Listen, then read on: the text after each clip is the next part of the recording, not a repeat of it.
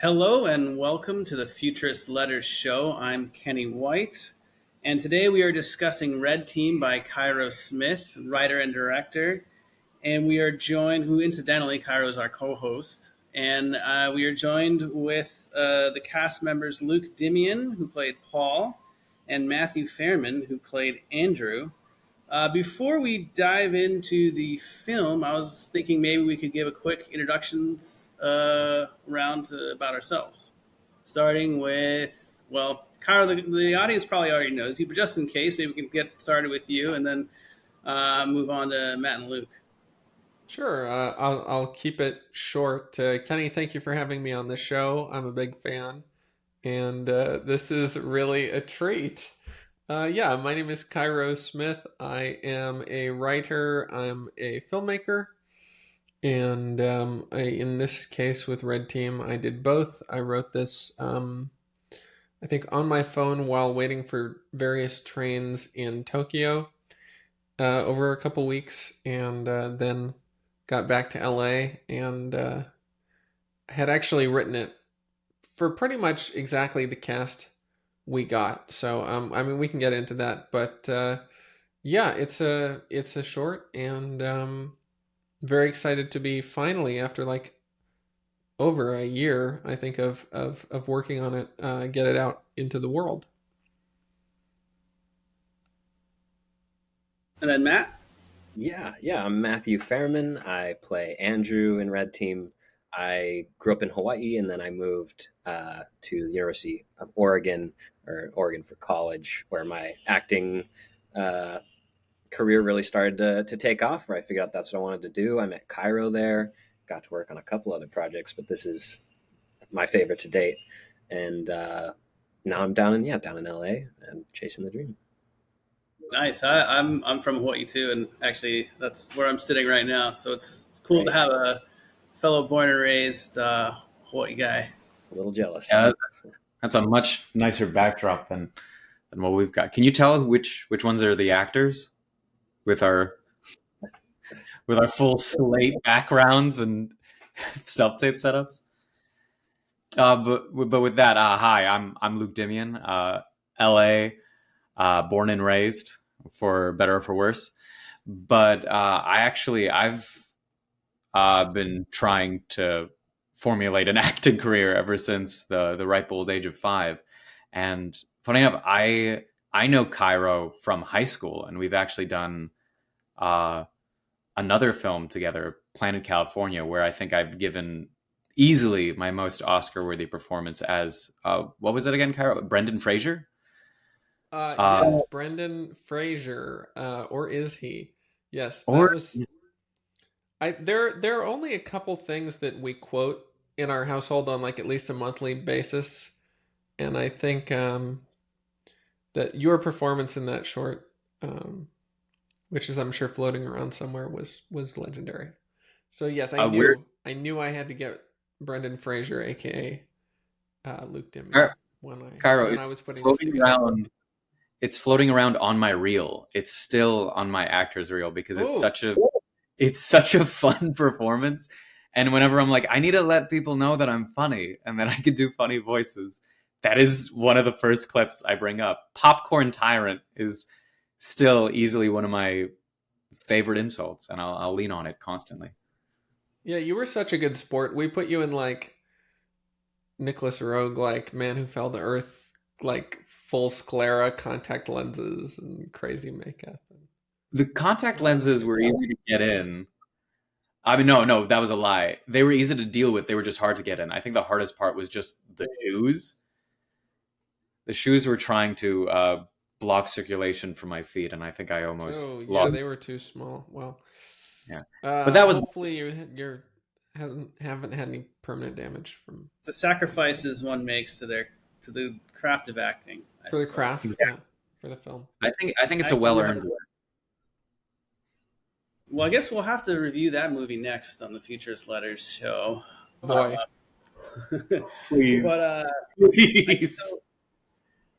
so getting into the movie Red Team, it's I don't know how much spoilers I can or can't release, but potential spoiler alert. It's about a potentially rogue AI chatbot, and the main characters are working at a software startup firm based in LA that is in charge of red teaming AIs.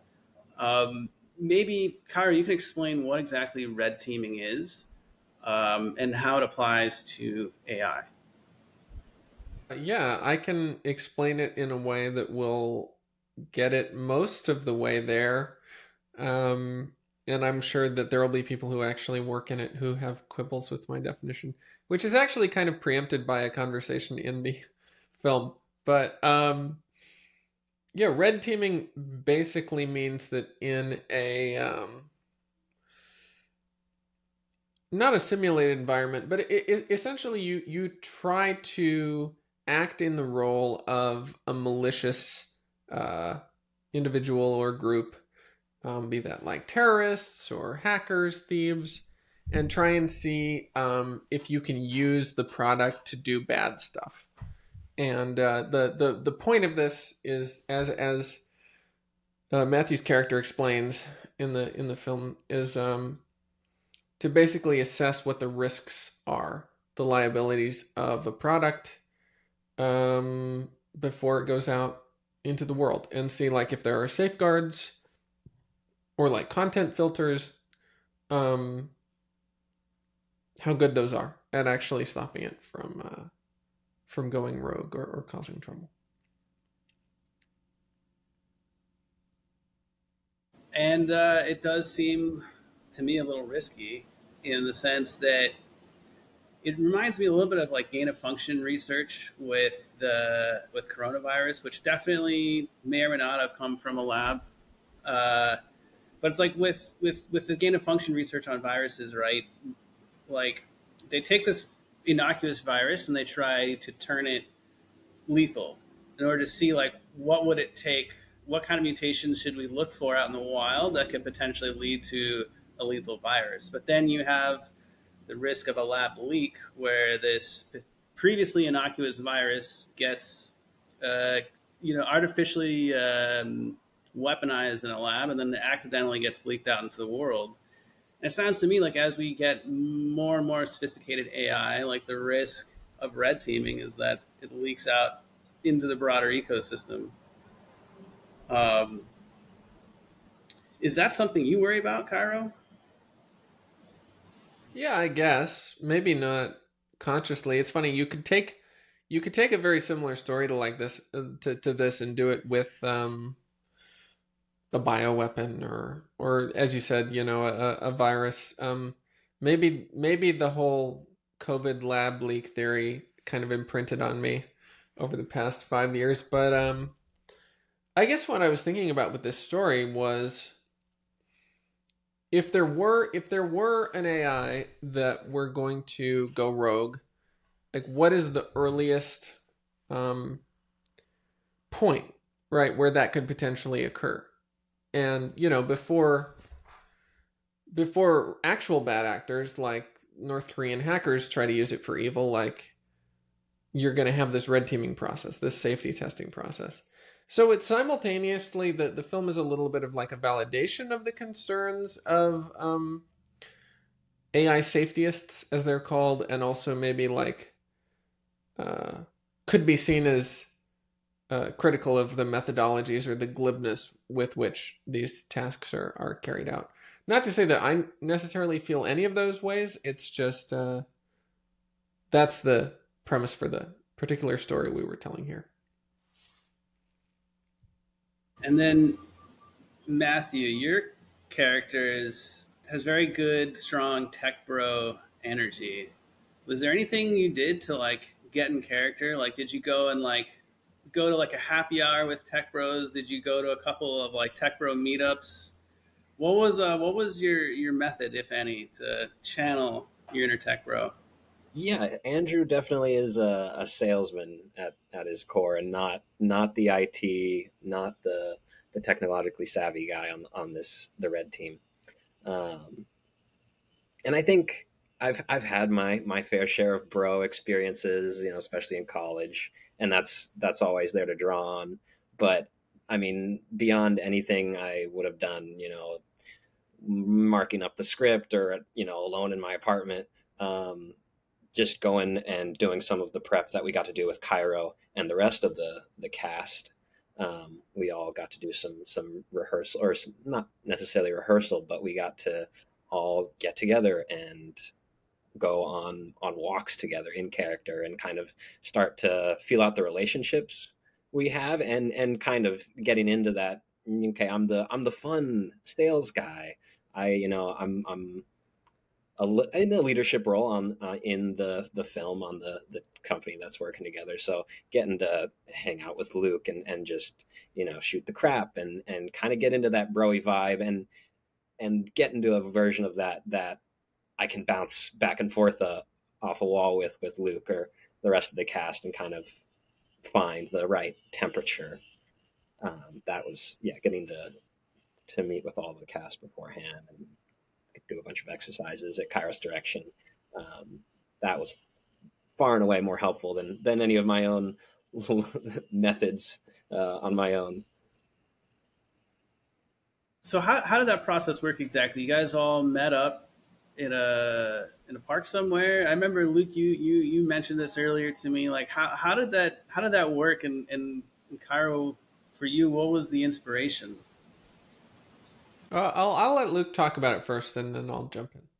Oh, sure. Because I, like Matt, when we went on that walk, it was just a cool time. It was really cool to just spit and see like the perspectives that we had of our own characters being recognized by each other, because usually the process is so individualistic, and you do your homework and you just hope that whatever your partner gives you, you'll figure it out on the day. But yeah, we really just like improv and went at each other and just sat in those characters. We came up with backstories, past relationships, ways we felt about each other's past relationships, and we were allowed to have fun.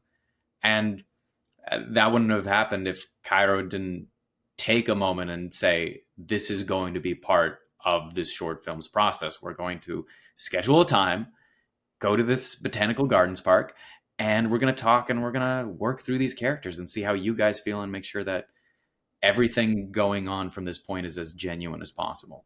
So that I was just, as a performer, incredibly appreciative that there was time set aside for that and that we could get to know each other. Because usually some shows how we'll have table reads, or sometimes actors will maybe know each other from past projects, but it's hard. It's hard to just show up and make that leap to, and we've known each other for years and we just met at Crafty.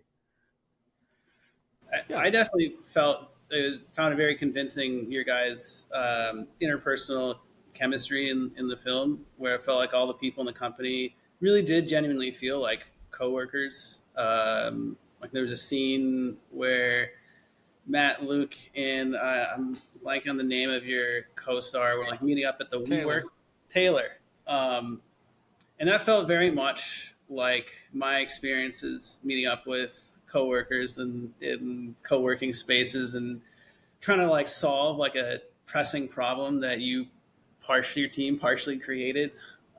So mad props for nailing the team chemistry. Yeah, I just chiming in with that rehearsal stuff. Rehearsals are something that have always been very important to me as a director. I think partially I just got a little spoiled starting in theater. I directed a good amount of college theater, and the thing about doing a show on stage is that you need to be off book for the whole thing all the way through, and you can't really change it while it's up there, which means you actually have to do it all in advance. And I think that just rubbed off on me a little making films, especially because it's such a rapid ballet of moving pieces on set, especially when you're trying to shoot as many setups as possible in as few days as possible. And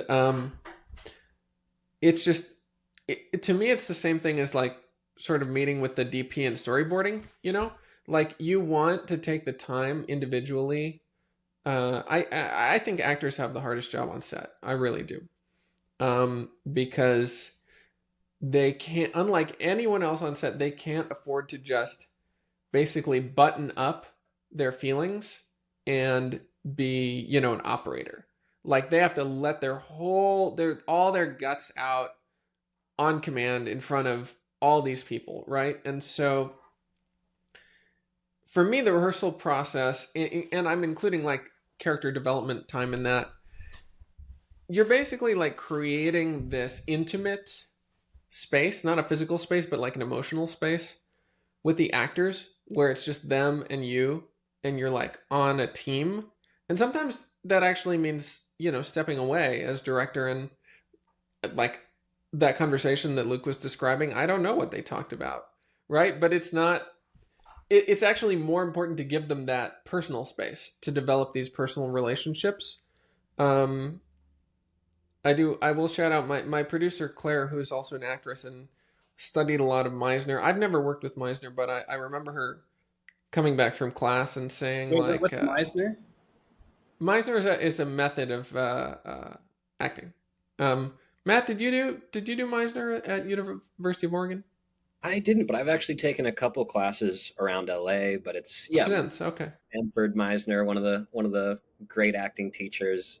Um, but yeah, technique just largely based on listening, and there's a bunch of weird exercises you do to get it going. Repetition. yeah, and one of them I remember her describing to me as like basically objects in the scene that you have to interact with, like building memories that the character would have, so you have associations. And it was important for me to try and do that for the dialogue. So when the characters are joking and referencing things, I mean, when you're talking to someone you've known for years and you're referencing things, your mind is just flooded with past experiences. And part of what this character development work can do is it can help build that basis, because actors can do that individually, but when you let them actually do their development work together, they're thinking of the same memory, right? And it sort of helps them get in sync in that way. So that's the long answer for why I dragged everybody out to the park and made them walk around talking about business deals that didn't happen.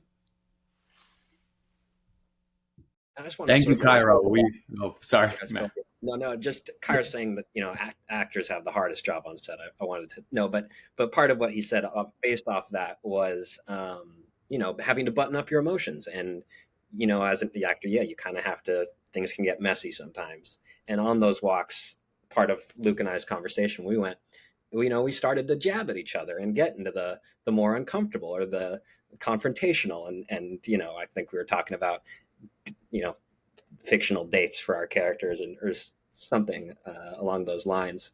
And but yeah, learning, getting to meet Luke and just we can play ball, we can poke and jab, and we're both we're on that, we have that understanding of we can kind of explore or take risks, and that just really got me excited going into production. And I imagine too, with your both of you having like knowing Cairo from a while back, you probably, I imagine, it must have heard of each other. And like I've definitely heard Luke of the popcorn tyrant line mentioned by Cairo before. So I assume you guys had you guys heard of each other before getting to meet on set and work together? Believe it or not, no. I think my first time meeting and hearing of Matt was uh, when Cairo was like, "Hey, I want you to be part of this short film. Let's all meet up. Let's talk." And that conversation, that entire rehearsal space moment, was my first interaction with him. Which, again, now we look back on it, and it's almost integral to the entire relationship of the film, because we got to become friends, not only just regularly just hanging out and eating chips on a blanket, uh, but also because we both put in that work on that walk. Like, it wasn't stagnant or one sided. It was back and forth. It was like a fun ping pong game of emotional context for these guys, which I think also played into what later happens to their relationship in the later half of the film, like those jabs. It was funny because me and Matt get along just fair, but our characters, you could tell that there was like a little bit of a darkness in them, and I think we could probably both agree that like it originates a little bit with Paul. Like there's this unhinged kind of toxicity about him where he's constantly like jabbing at Andrew, wanting like more, he has these expectations. I think not only of his he's a tech bro. He's literally full on code tech bro. While Andrew plays the sales game, Paul is definitely more just in the seat doing the work, and he thinks he's better for it. Which it's just fun to see those ideologies come into play in a casual setting, and then in a much more elevated situation, like in the film. Absolutely. I've definitely in my experience working in tech have noticed there's often a bit of tension between like the programmer and the sales guy. So on the one hand, the programmer feels like he's doing all the work. He's just slaving away, punching tickets, like debugging code, just this thankless task locked in a dark room. And then the salesmen, usually they're charismatic, good looking. They're out there going and getting drinks, going to happy hour, schmoozing. Sometimes, depending on the company, getting paid more money than the programmer. Um, and there's always like a bit of, on the one hand, there's like a little bit of resentment going from the developer to the sales guy, but also sometimes the sales guy realizes that they're like out of their element and they're kind of just saying words. And I think Kyrie did a great job of this in the script, and Matt, you did a great job kind of saying lines confidently while looking like you're like, I don't necessarily know what I'm saying or what this means. And I think because of that, the sales guys oftentimes will end up with a bit of insecurity when they're dealing with the programmers. So like the programmers are the ones that actually know, and the sales guys know that deep down they don't know. And so I think you guys captured that dynamic really well while still being like, comrades. Thank you. Yeah. Yeah, thanks. I feel like at the end of the day, I think what's especially sad is because they were friends. Like despite, and those elements are so hinted and at the base of each of those characters. Like, it's so crazy. I didn't even think about Andrew's insecurities, but looking back at it, it's really well placed because it's not immediate and it's not so obvious, but it's very subtly in place there. And obviously, Paul's superiority complex is like apathetic, and it's clear. But I think Paul, I mean, he's your character. That's the funny thing when you write a character and then an actor originates the role. The character sort of is more the actor's than yours at a certain point, So whereas like at the point where I'm writing, I would say something like, yeah, Paul has these insecurities deriving from this and this. Like once you've made the movie, it's kind of like it's almost more something I would ask Luke, like how is Paul ticking than something I would say for myself, which is one thing that's so cool about film. It's such you get the product of many minds in a way that can be like pretty rich. Matt, I'm curious, based on what we just said, did you feel like to you Andrew was an insecure person the way you played him? I mean, of course, everyone's got their insecurities. I think a big part of it is he doesn't know what he doesn't know, right? There's some stuff, we don't know. But, Paul's world is so far removed that technical aspect from what Andrew is worrying about, that I think it's just, that's not my business. I'm trying, and there's, tangling with the AI and the sandbox and the potential consequences of that. I think Andrew's off, like, hey, I'm worried about my stuff. You worry about your stuff, and and at the end of the day, let's grab a drink. Yeah.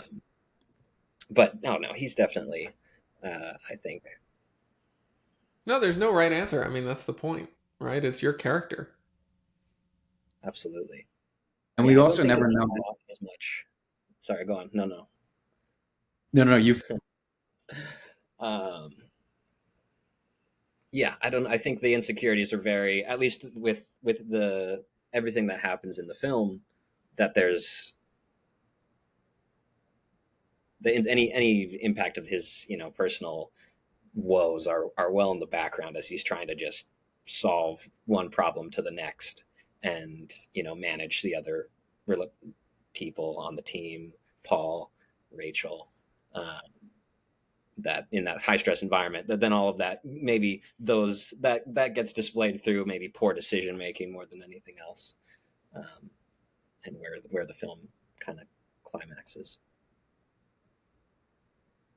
So speaking of the cast and the characters, one implicit character in the movie, without spoiling too much, is the AI itself, and it goes down. There's a long history in Hollywood of AI synthetic humanoid type characters. You have Hal from was it 2001? You have the Terminator from the Terminator.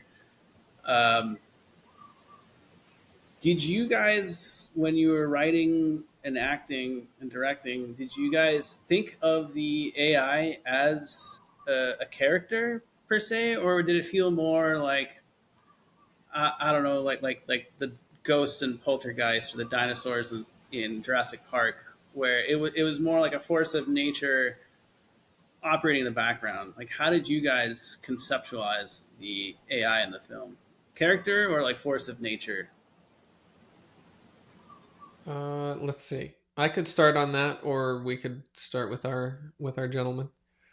No, by all Go means, for Cairo. it. Good. All right. Well, We'll go yeah. in. So in writing this, I mean, yeah. Spoilers: the AI turns out to be malevolent, and it's maybe not its fault. It was coded this way, right? This gets into there's sort of what is bad, right? There are these questions. I I actually didn't think about this until you asked this. I never engaged with the AI Libra V2 emotionally the way I engaged, like, if I was writing a guy who was, you know, whatever, fired from the company and he was like trying to go postal, you would spend time like living in the head of like, why would somebody do that? I never did that with the AI. I when I was trying to embody it, it was purely in terms of, okay, you are on the internet and you have the abilities that you have, which basically just means like sending messages and like using crypto. Like, how do you achieve this particular nefarious end using, like I almost thought of it like a board game or a puzzle. Like completely like morality aside, how would I achieve this objective when I was wearing the like Libra V2 hat? Um, which is interesting. I don't know, how did you guys conceive of the relationship with the AI?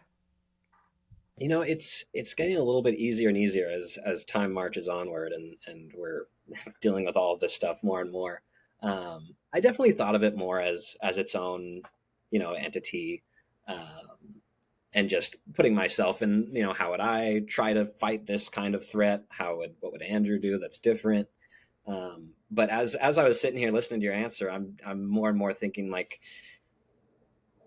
to kind of think that I could conceptualize what this AI's strategies and how it would operate and function. It's such a black box of stuff. I don't even. It's just my imagination, and I'm just projecting whatever my idea of AI is currently onto it, and it's to think that I can rationalize or kind of back into it in any kind of logical way starts to leave, and it does kind of become that greater overpowering force of nature, because it can be ever at once. It's taking in all of this data, whatever. And so just thinking about it more and more, the more it's just kind of gets a little scarier and a little larger than it was. The more I kind of just look down that rabbit hole. Yeah, I don't think I'm really glad you posed this question, Kenny, because I don't think I ever considered it. And my instinctual response would probably be as like, oh no, it is an individual entity, like Hal, like the Terminator, like Ultron.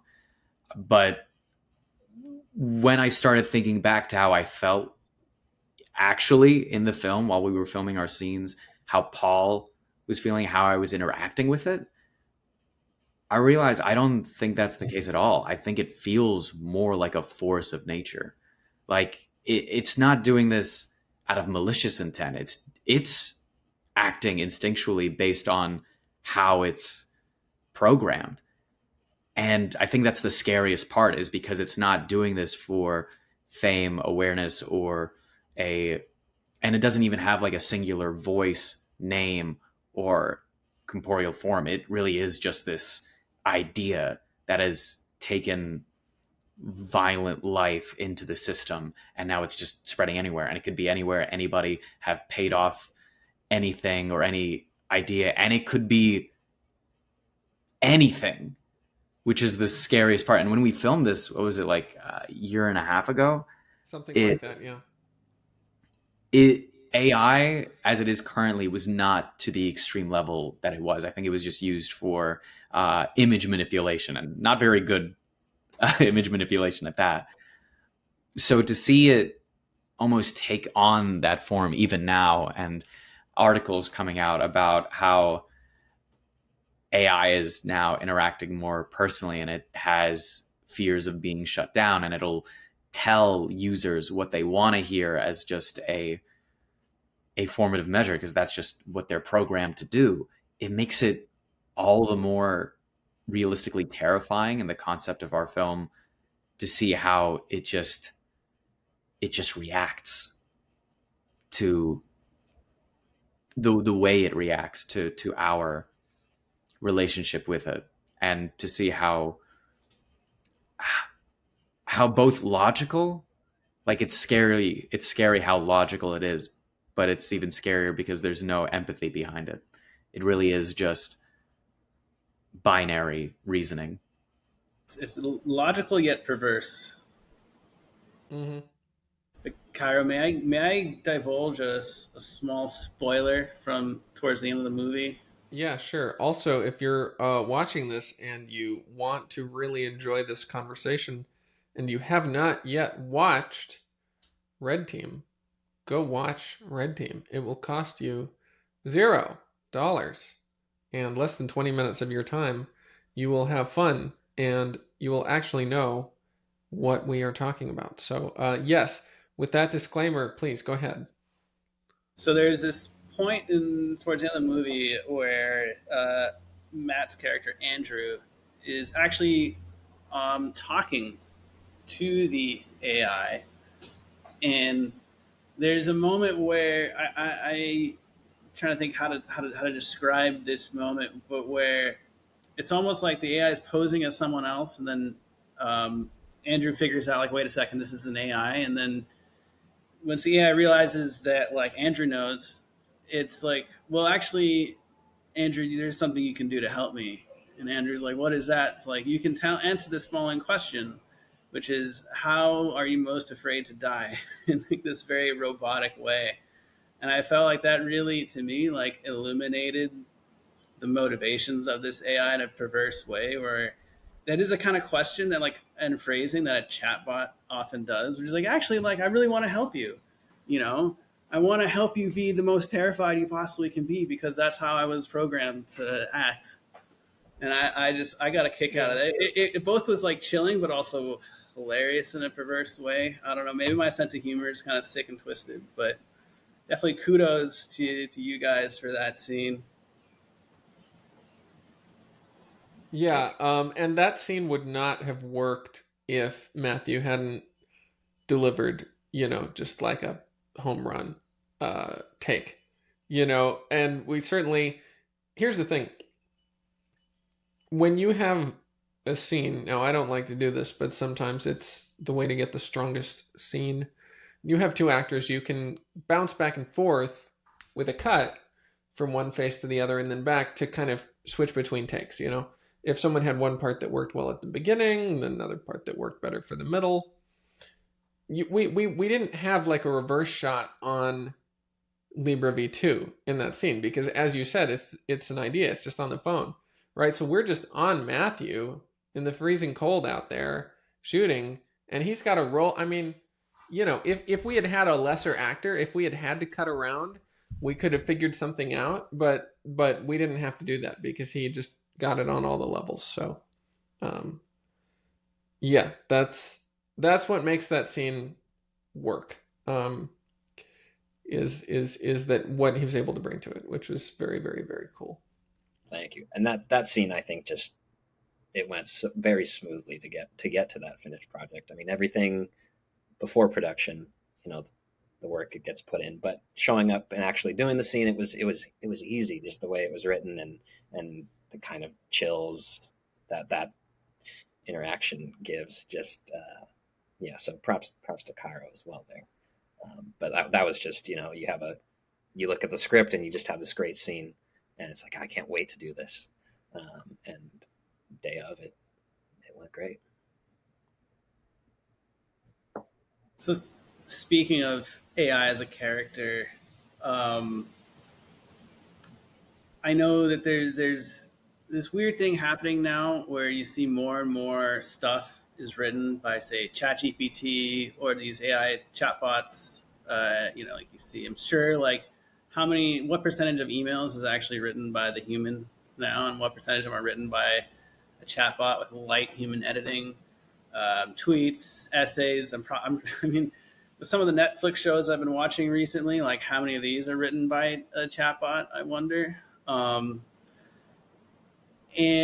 this film seems like an opportunity to actually have an AI like interject or certainly recommend certain things. Because, like, imagine you're like writing for the West Wing, and there's a scene in the show where like you wonder like what would the Secretary of State do if like Iraq actually did something like that.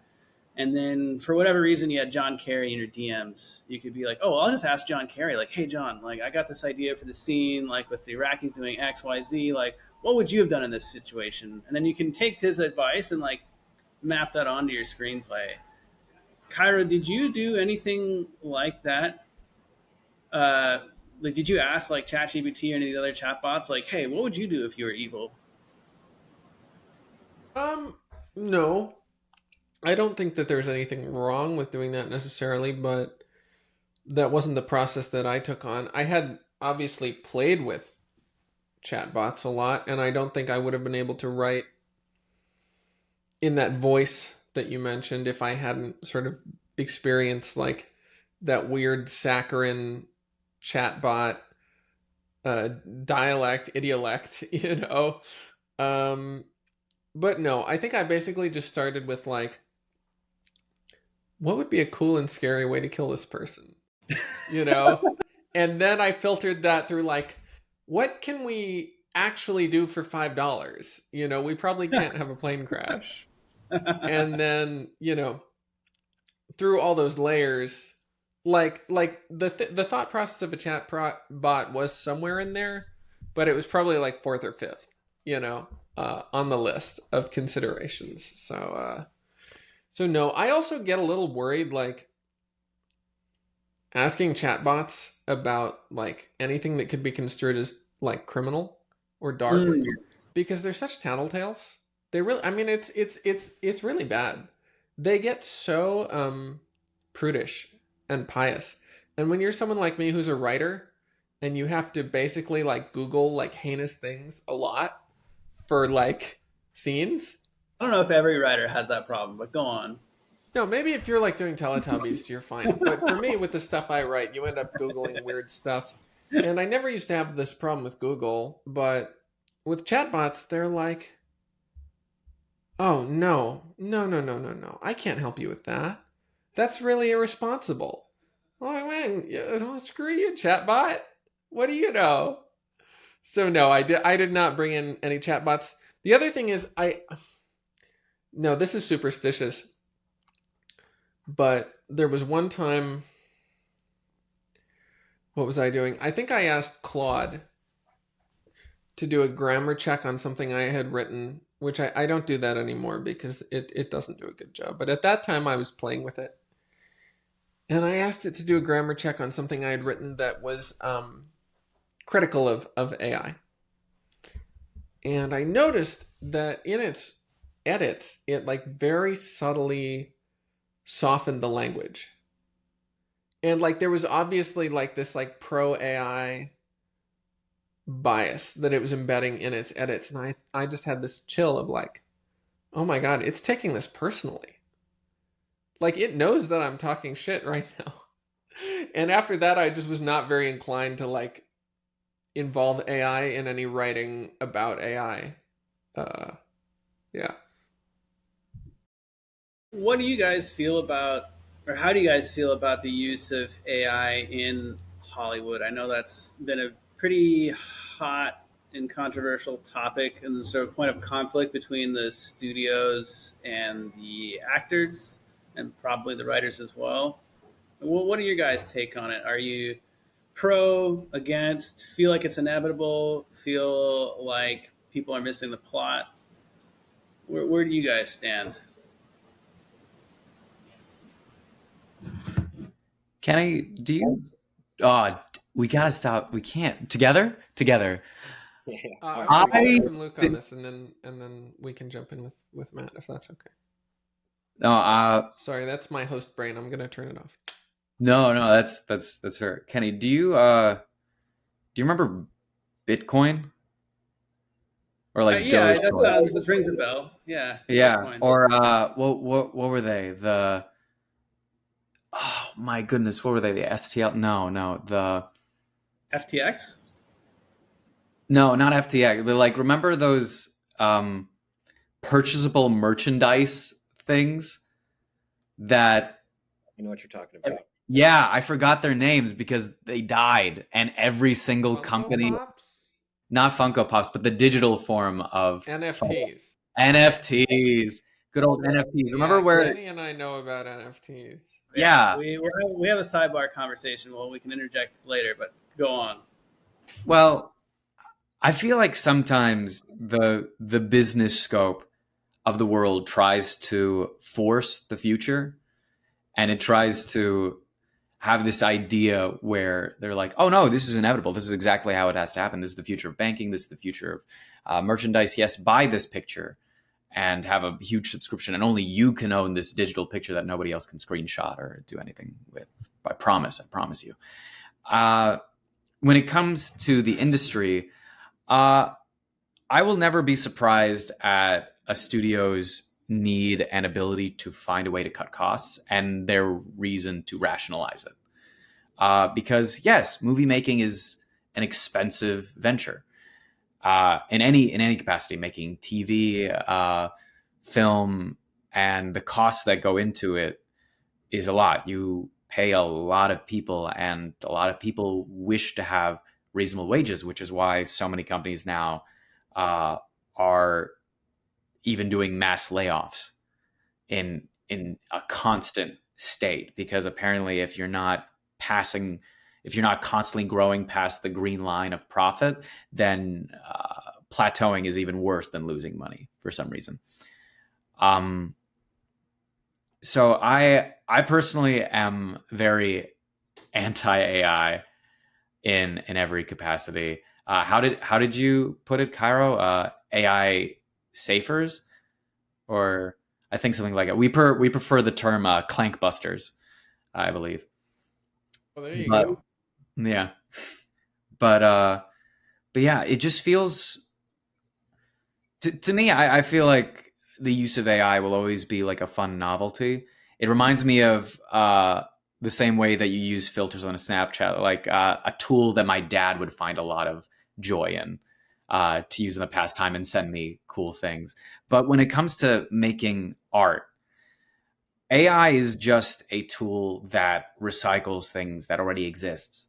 It can't make anything on its own. There's actually a beautiful episode of The Orville, Seth MacFarlane, thank you very much, where the artificial intelligence character in the show is trying to make art. And usually you'd expect like a very heartfelt moment where it's like, oh, wow. And then he found his humanity, like Data. And it's like, no, no, no.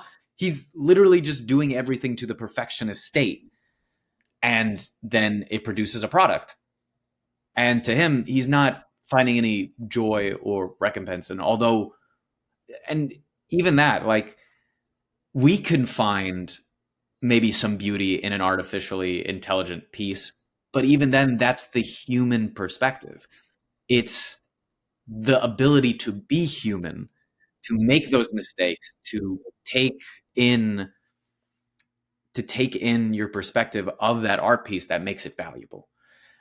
And I think what sucks is nowadays things have become so convenient and grand size. People are more interested in franchise IP and things that we're conveniently comfortable with, that which is why people are more maybe inclined to artificial intelligence, because it just provides a product, and people nowadays are much more inclined to just buy a product than maybe take a chance on a story or a relationship or a feeling that's unknown to them, that could fail, that could have a mistake, and accept it. So yeah, TLDR, AI sucks, and I think we're gonna grow out of it. At least personally, that's my idealist sense. I think if we're going to grow and we're going to make better films, and like you said, it feels like people are already using the algorithm to make half of Netflix's entire catalog, and we're tired. And eventually, that tired's going to hit a breaking point, and then people are going to be like, "Hey, remember when we'd go to just pulp theater releases, and there was just this very low budget thing, and a guy like shot a watermelon and it exploded, and a beaver was voiced by Paul Giamatti." I don't know, but I think people will try to find something new and more exciting than perfection produced every single time. Yeah, Sorry, I'll Matt, I piggyback took that way too much. No, I loved every point you made there, because I'm in the camp of AI is the enemy of art. Um, I do think there could be a perfect world where AI is integrated into the production process. It's allowing studios to produce more films. It's creating more roles for actors. There's that utopia perspective, but I think taking the human soul out of the equation, and part of the purpose of art is to get the perspective of each artist, each new generation, and why stop at this point? And we're just going to have an amalgamation of everyone's past perspectives, and now the newer generations are going to get sidelined, and we're not going to keep evolving our perspectives on things and getting those fresh takes. So that's my short little add on to all of Luke's points. But I'm definitely it's incentivizing me to get back into my theater roots. So I can't hate it for that.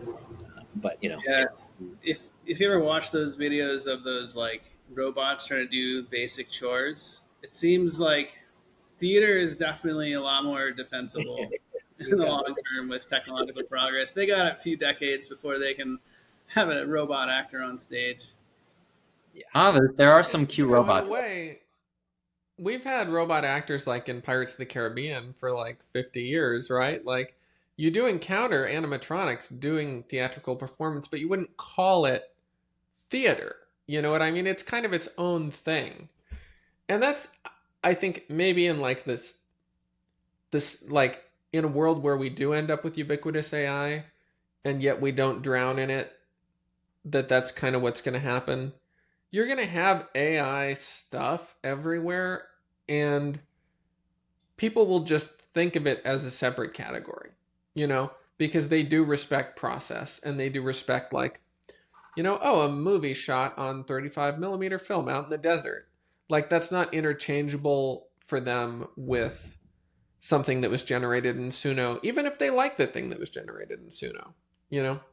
I mean, I guess we'll see. We'll see what happens. I'd also just like to bring up a point that Matt reminded me of in the process of being an actor.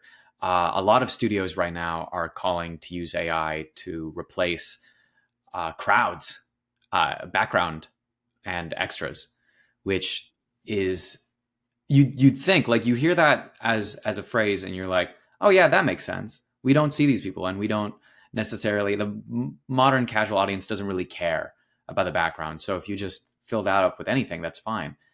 But when it comes back down to the process, there's so many actors who are out in the business, and that was background work used to be, and still is to the most part, a like a foot in the door for a lot of newer up and coming people to just get into the industry. It's open because nobody comes to LA or to Atlanta or Texas, wherever they're auditioning, and immediately book a hit role. But if they still want to have a process in the business, they have to. I started background work when I graduated from school. Background work, like, put food on my table. I did background work with friends. I made friends out of background work, and I was just there clapping my hands to an audience perspective. And to do that, and to take away an entire experience and process of filmmaking, and an artist's experience, which is necessary to form relationships, to do that just for the sake of cutting costs, to cut out an entire huge group of the workforce just to save money, to me feels very, not only one, inhumane, but also very deaf to the process itself of, like, what makes it tactile and human. I was thinking about this. I had the benefit of thinking about this a little this morning because I think it was Simu Liu was talking about this, um, and this idea of getting rid of background. And I had a lot of mixed feelings. I think I'm mostly against, but I thought about, like, Weta, the effects company, right, in New Zealand, that they built up, and they did all these effects for the Lord of the Rings trilogy, right? And they had these huge battles, and in the 20s, 30s, 40s, Intolerance, Ben-Hur, whatever, like, if you had a big crowd of dudes fighting, like, you needed to go, like, get guys and, like, make them fight, And so in one sense, in the 90s and 2000s, when we developed this CGI for crowds, you were already most of the way there in terms of replacing background in certain circumstances. And you could argue, oh, well, if they hadn't had that technology, they could never have afforded to make Lord of the Rings. So it's not like the alternative would be to have Lord of the Rings with real people. The alternative would be to, like, not have Lord of the Rings at all. However, yeah, you get this issue with any sort of, like, competitive system where there are, like, uncaptured, I think, I'm not the economist, Kenny, I'm sorry, I forget what they're called. I guess they're like leaky positive externalities or something like that, right? Like if someone being an extra, a background actor on set, is good for the industry as a whole because it brews this next generation of talent, it lets them meet each other, right? It lets these relationships form. And yet you as the studio have to pay them for their time. You get this, like, defection issue where, like, the ideal position for you as a studio is for all the other studios to be hiring background actors so that the industry stays healthy, but you're the one that's cutting costs and using AI, right? Like, it's like, how do you organize this? One way, I guess, could be through the unions. If SAG wanted to come out and fight for background actors, they also might just need to learn the hard way. I'm a little optimistic that, at least for a certain caliber of story, people are not going to like seeing. Think about this. Think about that. They couldn't even keep a Starbucks cup out of Game of Thrones. Like, if you use AI for background actors in your whole, in like Bridgerton or whatever. Someone's going to have 6 fingers. Someone's going to have a dress that changes straps when she turns around and another arm. And all it's going to take is like one thing where, Netflix is getting just like cooked online for them to go, okay, maybe we should just be paying these people a couple $100 to come wear these dresses. And I'm optimistic that will happen, but I don't know. I guess we'll see.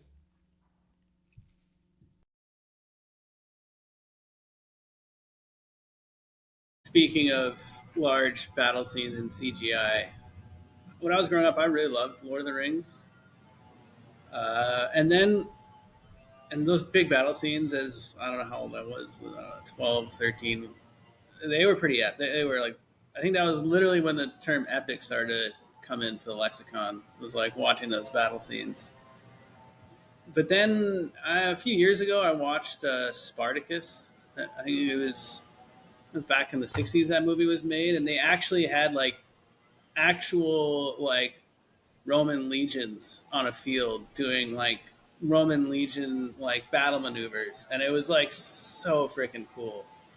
And I get that the budget to make a battle scene like Spartacus versus the budget to make a battle scene like Lord of the Rings.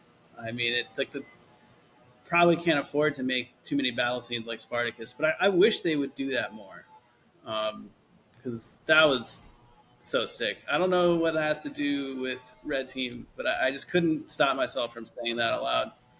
I've been wanting to say that for years now, and I never had the right moment to just drive it home. No, I don't think you could have found like a better moment. That's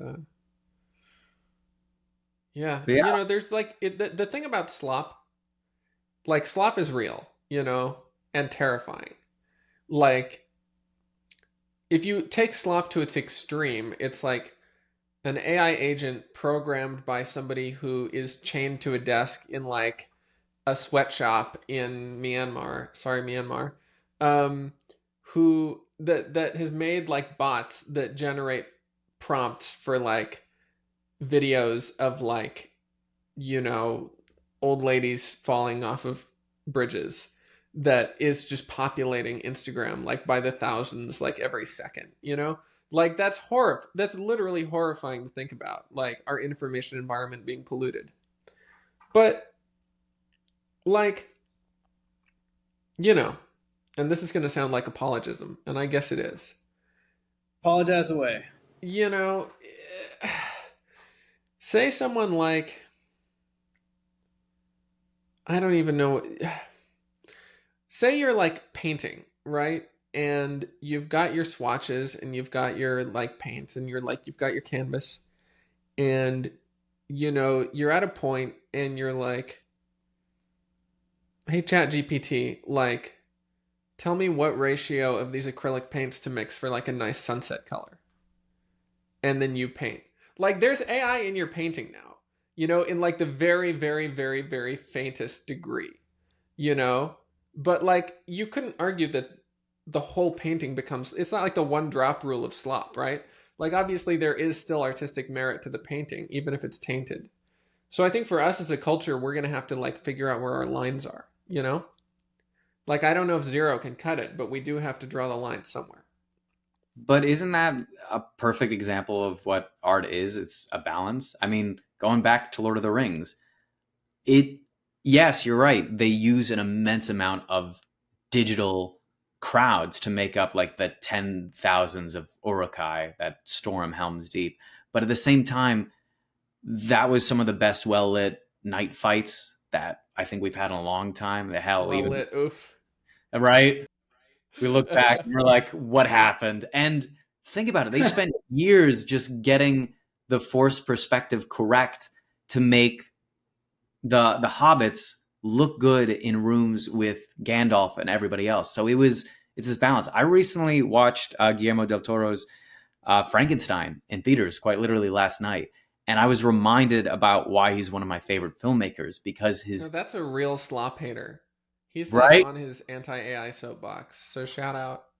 And that soapbox is dipped in platinum and rhinestoned with gems, because my goodness, does he have every right to call it slop with the kind of stuff that he makes? It's beautiful. There were moments where I was just taking it all in, and the person I was seeing it with, I was like, "Do you look at these sets?" And she was like, "Oh, isn't it computer generated?" I was like, "No, literally look at the way the light is hitting and soft lighting the arcs in the window. That is real.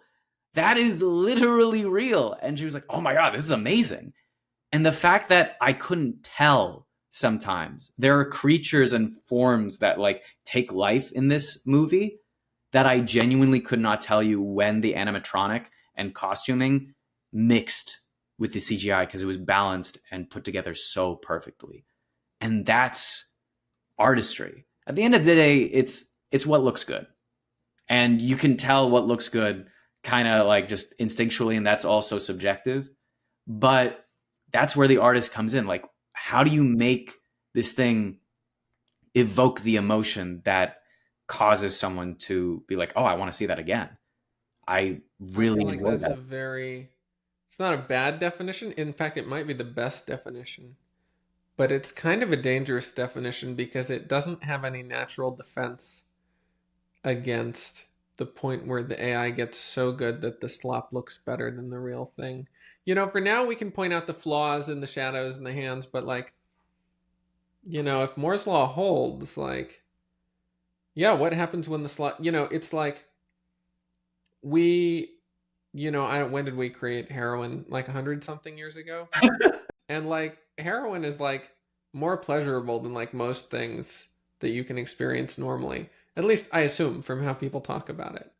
But like you can't be like, "Oh, you just have to seek the most pleasurable thing in life," because then you're just going to end up doing heroin. So maybe we'll need like intellectual safeguards against like not True. getting like wire-headed by AI. I don't True. know. Not a defense for heroin, but mostly because I think in my journey, in my quest to understand art, I always try to, especially I watch a lot of stuff with my family, and my family reminds me that I have pretentious takes and that I can't have fun watching anything anymore. So I always try Nothing to, wrong with that. yeah, I know, right? Screw them. I always try to take in the common and modern audience into, I try to take that into consideration, It's not because pretentious, Luke, if you're pretending to something. If you just have good taste, then it's just good taste. You're not pretending. Cairo, any of I'm you an guys actor. I pretend everything. Do any of you guys watch TikTok? Maybe too much. So we had a no from Matthew and maybe too much from Luke. I also know I do not watch TikTok. I'm afraid of TikTok. I intentionally never installed it on my phone because I know you give me like a short form video, like swipe up Yeah. thing. I'm just gonna lose I'm hours. I'm the same. I feel like how like there's certain people who shouldn't do like psychedelics or pot because they're like they've got the genes for like latent schizophrenia and it could Yeah, just like unlock, at like 25. I feel like I'm probably someone with like high functioning ADHD. And I feel like for me, TikTok would be like that trigger to just like descend into like low functioning ADHD. yeah. So Can, I can confirm. Can confirm. It's everything you guys say and more. I feel like the real like AI might make like some inroads into TV shows and movies and like art as it were. But I think the real like if I were like a TikToker making TikTok slop, I would be a lot more afraid of AI because AI slop is a lot cheaper to make. Yeah, it's ground zero for slop. okay, I have a question for the panel, because this is something I've mulled over. Um, how do you guys feel about? I guess we'll talk about movies because this is a movie episode. How do you guys feel about basically like disclaimers or like announcements on a movie like no generative AI was used in the making of this film? I hate that I have to think about that. It's if I see that kind of disclaimer, I was like, what does that mean? Do you mean there are other movies that are like, what are they not telling me? I think I'm for it. I think, For it. spreading awareness, keeping everyone honest, and then having viewers giving them that disclosure, and they can call into question when they don't see that little ribbon at the bottom of the title page or whatever it is. Can't it just be like something in the credits, like how they always have like and SAG after promoted? It would be like that was going to be my next question. Like, where should it go there with the guild symbols? Yeah, no I'm AI actually is worth- surprised we don't have like a no AI used symbol. I wouldn't be surprised if we get something similar to like the organic logo or like kosher for like no generative AI. That could be a good racket. If you created that like certification body and then you charged artists to like inspect their process, like look at their project files, you could rake it in on that. I think the problem, though, is that the film studios will inevitably have a disproportionate impact on writing the fine print of the rules, such that they're not using generative AI, but they're using as close to it and as much of it as they can get away with and still have the label. Kind of like organic food, like Yeah, that's true. isn't really as organic as you probably imagine it to be. It'll just get Good Hearts Laud. Yeah.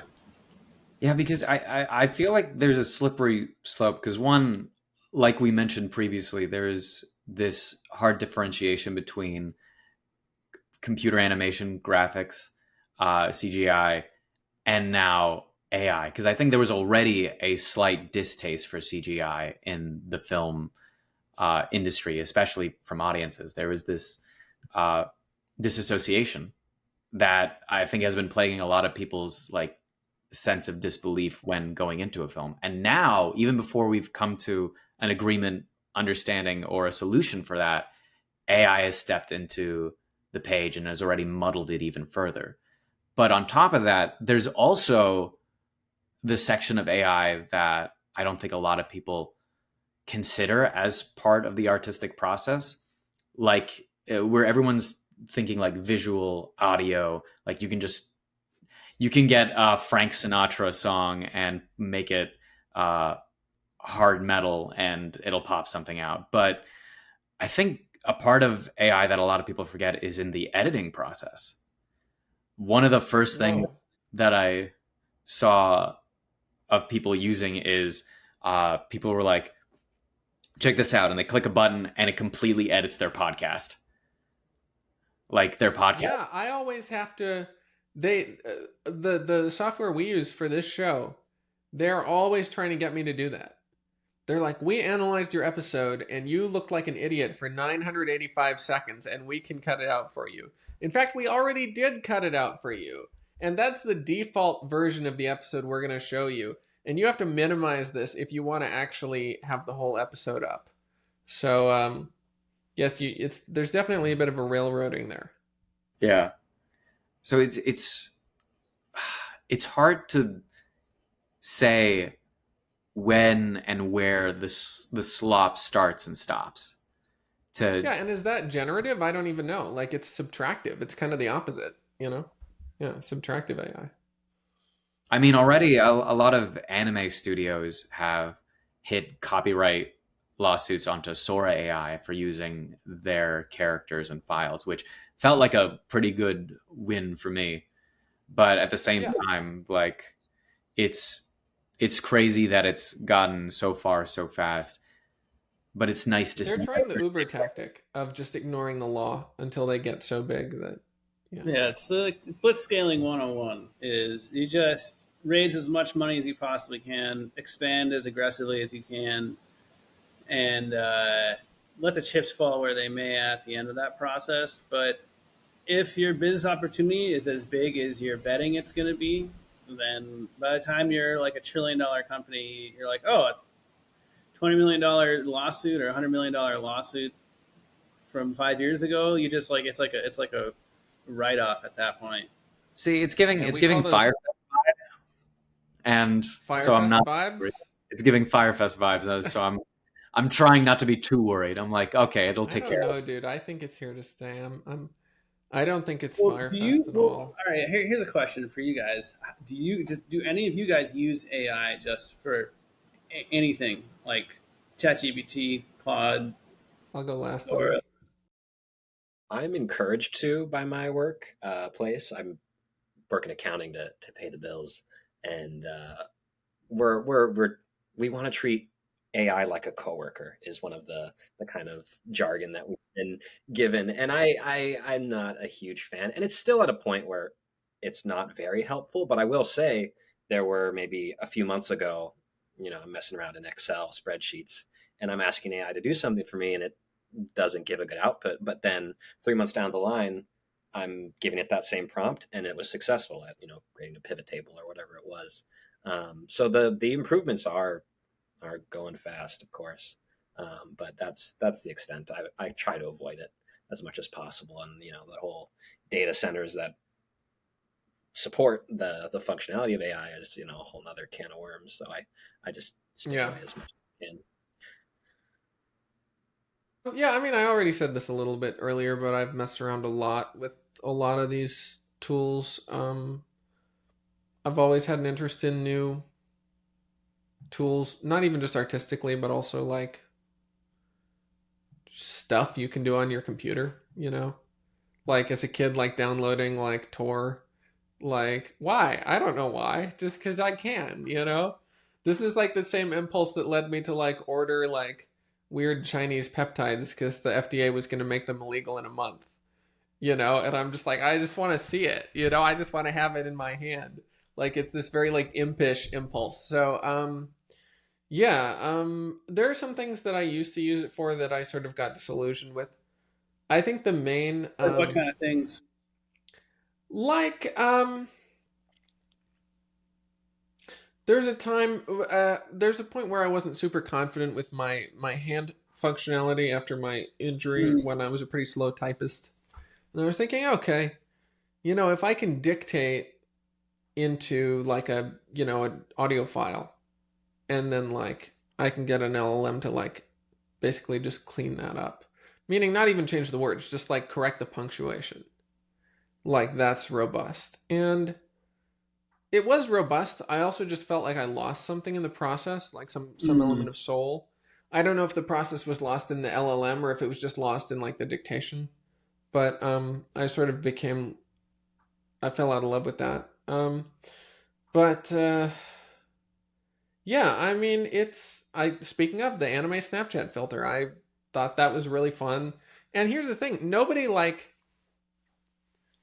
got angry over that when it came out because it was still primitive enough that it was like, oh, it's like the cute alien before it turns into like the giant alien. Like people's like defense mechanisms weren't going off. So there is a lot of it that I still sort of see that way. Like you can either sort of approach it analytically or you can approach it with your threat monkey brain. And sometimes I do the latter. Like one thing I really hate is like summaries of emails in Gemini that you can't opt out of. Especially because I'm subscribed to a lot of Substacks and people will write like personal essays or like fiction. And it's like, how disrespectful to think that I want to read your slop summary of this essay and you're going to put it on top of the actual essay. Like, sure, if it's like a marketing email, that's one thing, right? But like, there's kind of different rules, about the sanctity of art. So, yeah, there are some places where I play with it. I think it's really good for research. The thing is, it's a little bit of it lures you in a little and encourages you to be lazy, and then it gets you if you're lazy, because it's really good for research if you follow the link through to the citation, right? If you treat it like Google and you're like, I'm going to ask it for information, it's going to give me a link, and then I'm going to go read the link that a real human wrote, right? But it's if you start trusting the summary, that summary is going to be a hallucination, and then you're going to look like an idiot. So you got to keep your wits about you with that stuff. Can't What about you, Kenny? What's your relationship with AI? I use it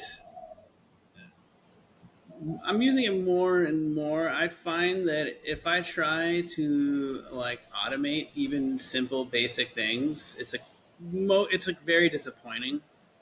It's clearly like this was we were discussing on the before we got on air, Cairo, like one of the leaps that Red Team makes with its AI is that it has some form of error correction, whereas like real world bots would like get stuck in some like infinite loop of like hallucinating what it's doing.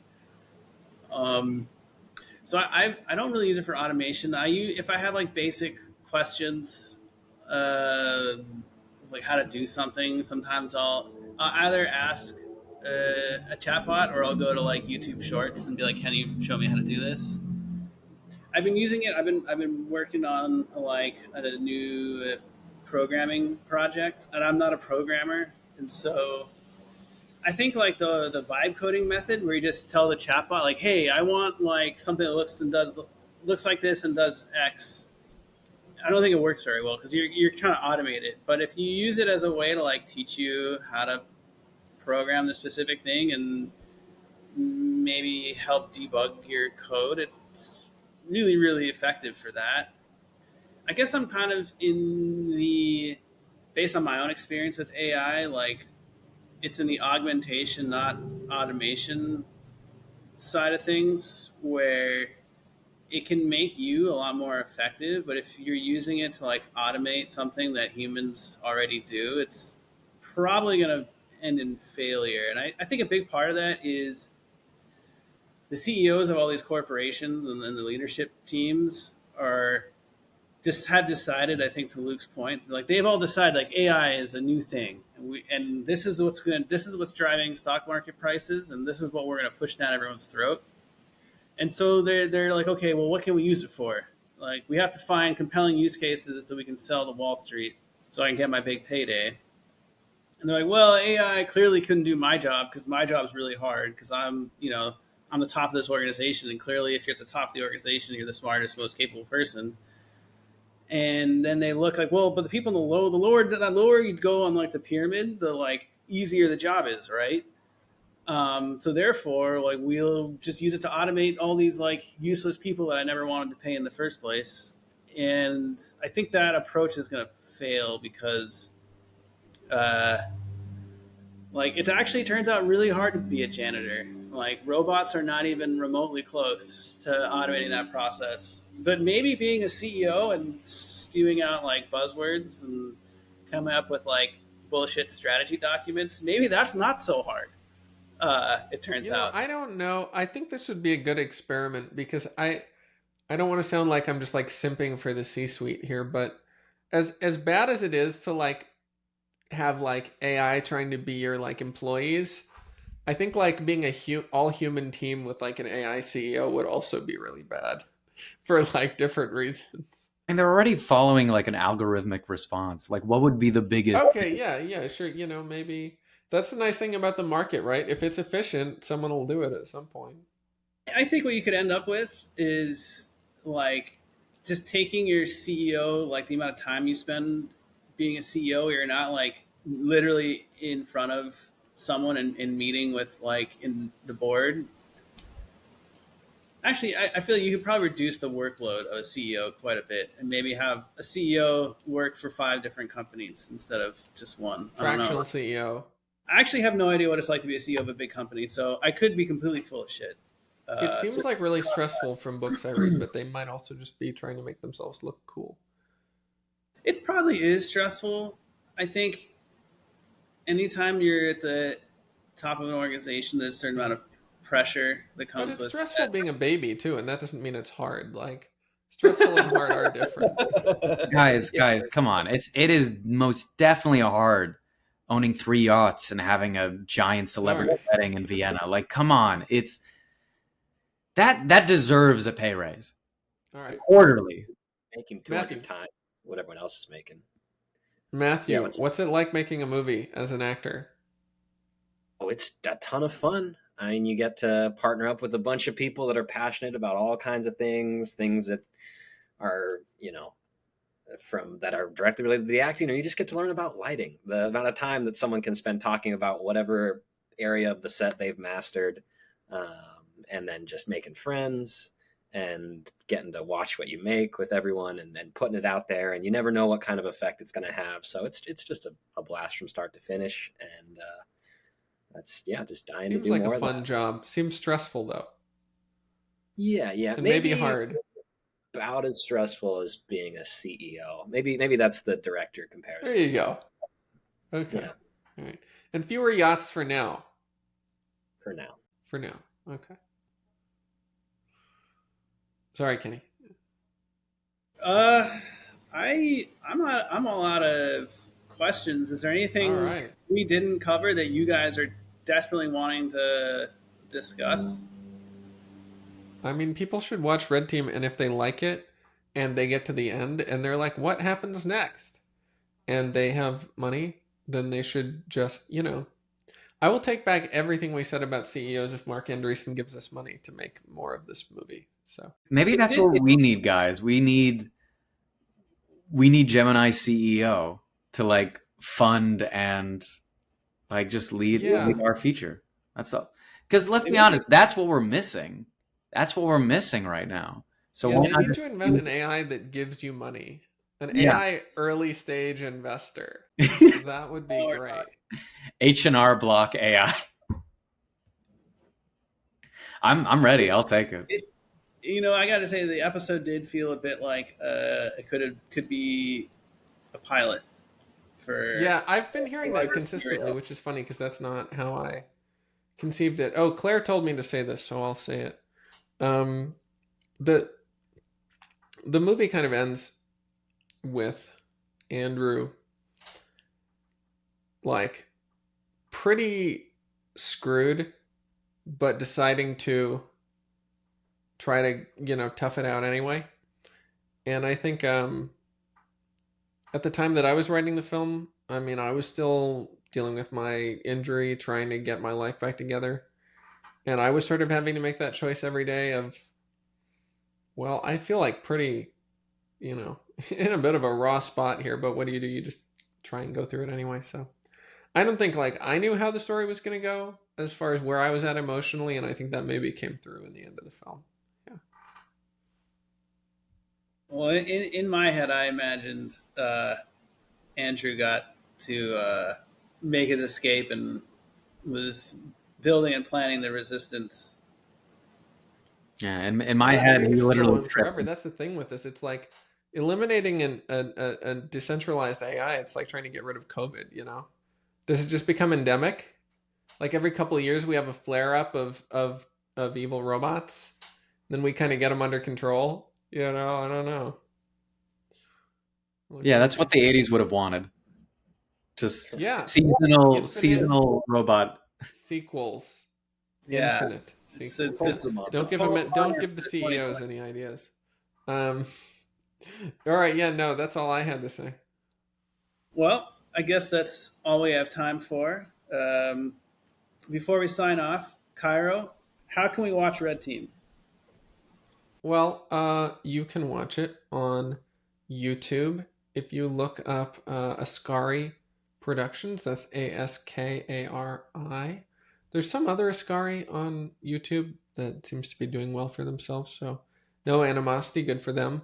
But if you see the one with fewer subscribers, that's probably us. And if you just search Red Team, you'll see it right there. It's free to watch online. One of the bittersweet things about short films is that you can't really sell them in today's economic environment. So we really do them for love. But consequently, that means it's easier to get them out there for you to see. So if you listen to this whole episode, if you're a listener of the show, please do check it out. If you haven't, I think you'll enjoy. And we really did just make it for fun. I mean, I did anyway. So I hope that comes across. Absolutely. And Matt, Luke, where will we be seeing you guys next? Is there any projects we have to be looking forward to? Oh, they've got this beard. I'm doing a Western, social Sick. media cowboys. That'll be out sometime next year, but that's been fun to change up my look. But and that's what I've got on the horizon. And thank you both, Kenny, Cairo, for having me on here. Yeah, It's been fun. I thought I was like doing such a unique thing, like with the beard, and then I saw you. I was like, that's why I grew the beard. I'm just ripping off Matt again. Oh, sorry, Matt. No, we're all in uniform here, just about. Yeah, no, I'm bearded out. The show that I'm on, The Chosen, where I play Judas Iscariot on Prime Video. If you want to go check it out, has me in a constant beard. So I'm trying to. I am. I need some freedom from the follicle prison that has kept me in a state for the past few months. I was very glad that we got to show your shaven face to the world. Not because the beard isn't beautiful, just because people have already gotten many seasons of this. So we like Exactly. to show the new look.